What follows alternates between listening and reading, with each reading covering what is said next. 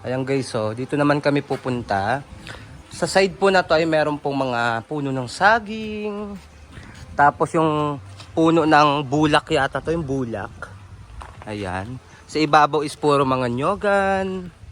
Ayan po yung batis, medyo konti pa yung tubig dahil masyadong mainit. Ayan. Kaya punta tayo kung anong meron dito sa liblib na lugar na ito. Ayan.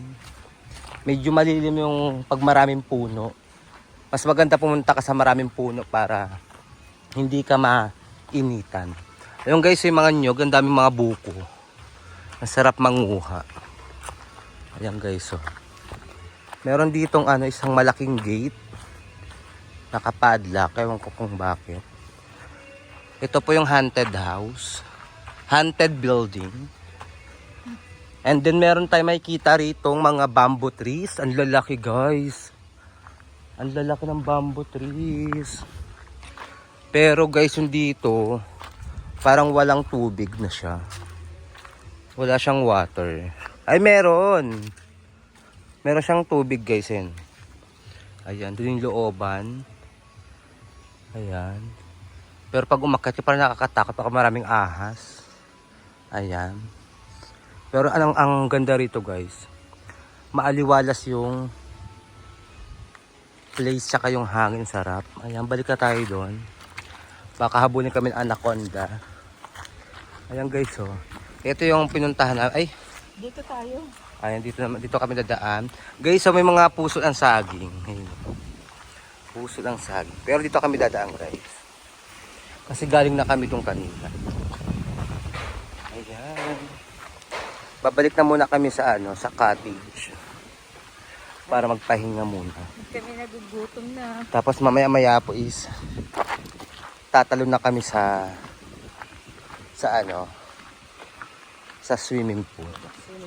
Para ma-refresh po ang aming kaluluwa. Ayan guys, so ang ganda sa taas, oh. Ano siya? Hills tawag yan, tano? Oo. Hills. Yan, hills. Ayan sa taas. Diyan kami galing sa taas kanina. Yung may castle. Ayan. Dito kami sa parang underground. Ayan guys, oh. Ganda. Ayan, pakaganda rito. Parang may mga pa sila hindi natatapos. Pero I'm sure pag natapos yan, sobrang ganda.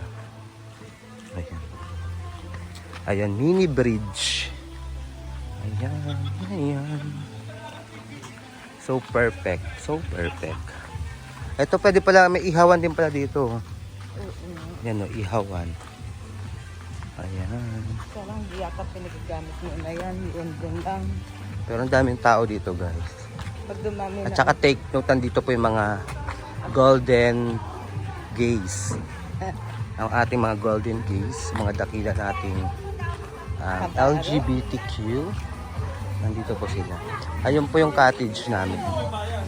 Ayun, yung pinakauna. Pero pupunta na kami doon. Para magpahinga muna.